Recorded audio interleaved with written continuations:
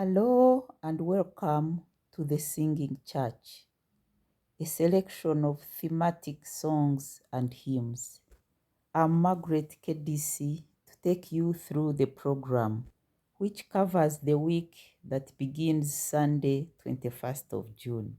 We commence with Wednesday, the solemnity of John the Baptist, the last prophet, a cousin of Jesus, whose coming was foretold by the prophet Isaiah. This miraculous son of the elderly Zechariah and Elizabeth baptized Jesus in the river Jordan and died by beheading. Apart from Jesus, it's only John the Baptist and the Blessed Virgin Mary whose birth and death are commemorated. John the Baptist is acknowledged as a prophet of God by several faiths. In the Eastern Church, he is called John the Forerunner. According to the Baptist tradition, he is John the Immerser, and in Islam, he is the prophet Yahya. John used to preach along the banks of the Jordan, and that's where he proclaimed the coming of the Messiah. In 1736, Charles Coffin, rector of Paris University, wrote the Advent hymn. On Jordan's bank, the Baptist's cry announces that the Lord is near.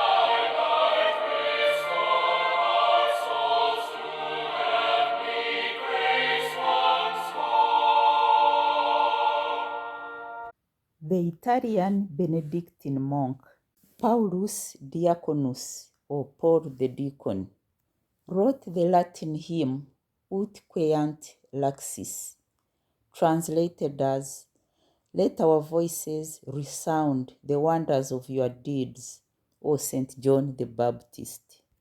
In the 11th century, Guido of Arezzo, the father of modern solfege, gave the hymn a musical tune with notes of the scale Do, Re, Mi, Fa, Sol, La, which has made the song famous for its role in music notation, useful for teaching music through ear training and sight singing. Here is Ut Queant Laxis.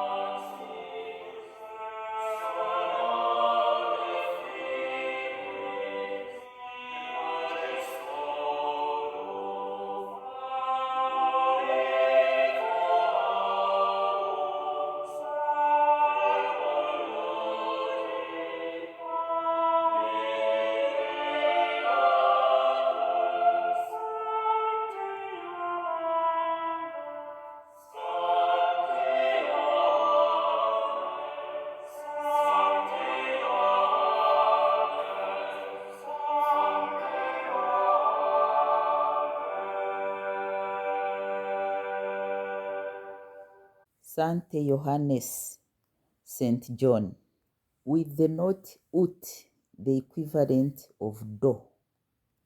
Moving on to Monday, the feast of St. John Fisher and Thomas More, saints of the Reformation in England, who were beheaded in 1534. For their fidelity to the Church, Pope Pius XI canonized them in 1935. John Fisher was a bishop of great learning and had been named cardinal by Pope Paul III.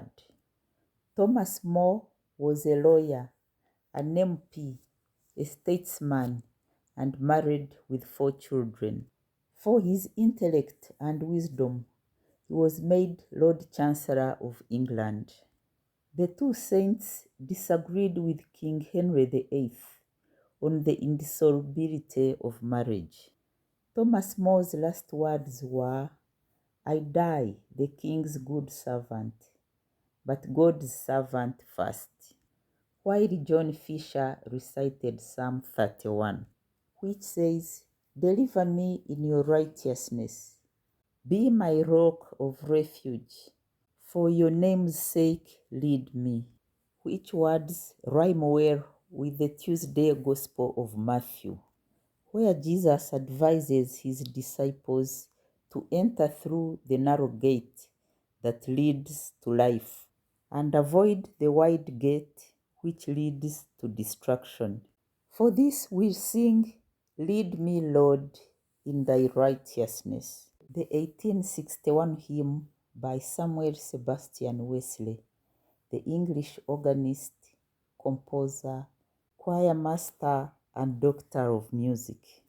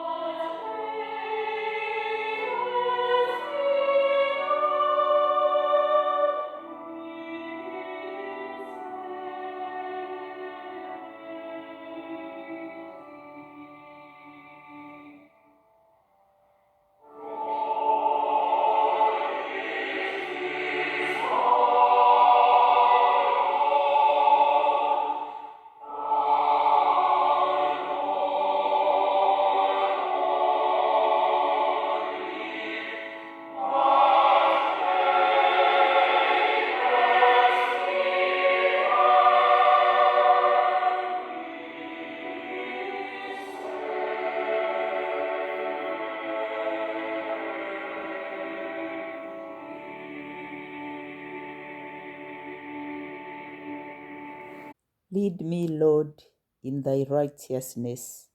Make your way plain before my face. Still with our saints, John Fisher and Thomas More, whose refusal to endorse the king's divorce and remarriage led to their martyrdom and caused the separation of the Church of England, with the king as its head, from Rome in 1534. Before he was beheaded, John Fisher, after reciting Psalm 31, sang Te Deum. We praise you, God. Here sung in Luganda by the Seta Archdeaconry Choir.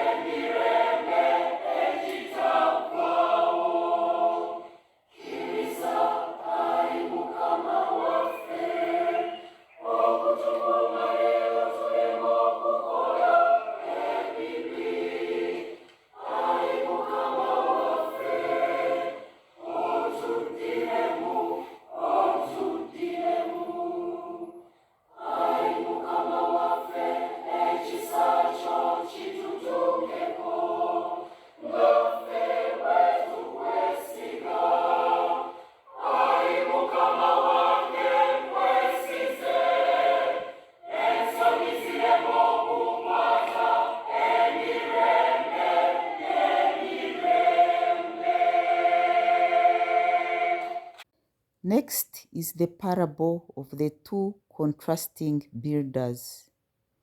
The wise builder who constructs his house on solid rock, so it stands the vagaries of nature, wind, storms, floods, and the foolish builder whose house, built on sand, gets completely ruined. This parable is from the Thursday Gospel, again from Matthew. The English Baptist pastor Edward Mott in 1834 wrote the hymn, "On Christ the solid rock I stand, all other ground is sinking sand."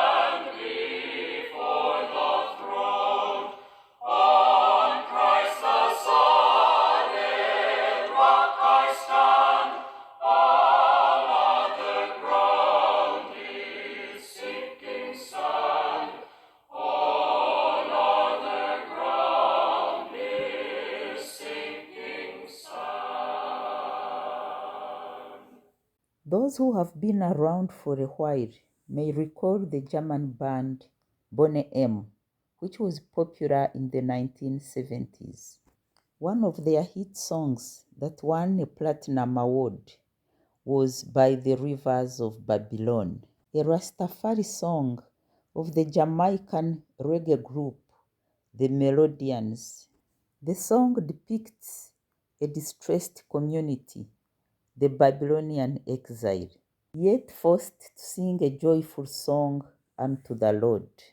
Based on Psalm 137, the Psalm for Friday. This is a live performance by Boney M in 1978.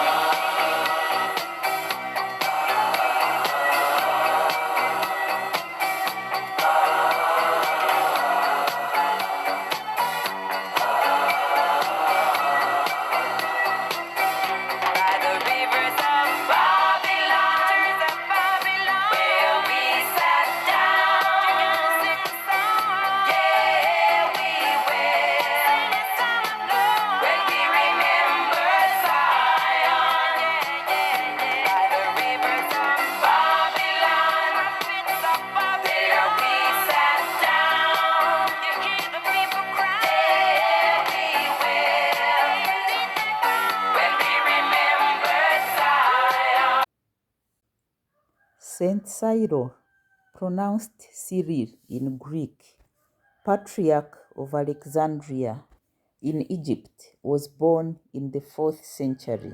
He is a pillar of faith, a church father, and doctor of the church. He had a special devotion to Mary. The salutation, Hail Mary, used to invoke the Virgin Mother, is attributed to him. He put up a spirited fight for Mary to be accorded the title Theotokos, which means Mother of God or God-bearer, in Latin, Mater Dei. The Austrian composer Mozart, at 21, wrote for the Feast of the Nativity in 1777 the song Santa Maria Mater Dei, Holy Mary, Mother of God, I owe all to you, which we'll listen to as we commemorate St. Cyril of Alexandria, whose feast is 27th June.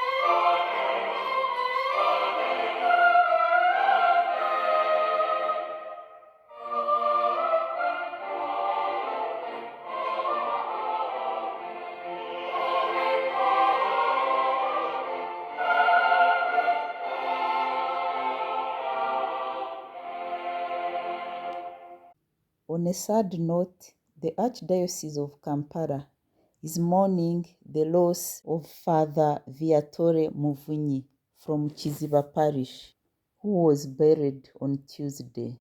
In recognition of his service and the service of all the priests who nourish us spiritually, we'll conclude this program by singing the hymn Omusaserdoti ni munywani wa Yezu.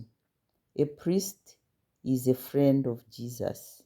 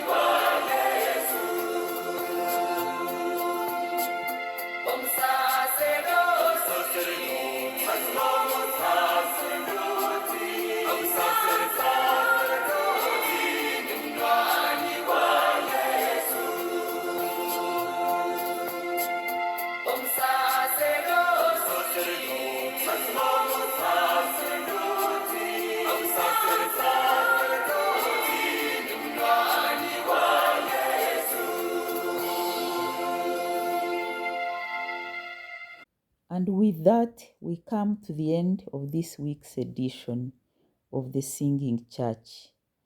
And until next week, I've been your presenter, Margaret Kedisi, wishing you God's blessings.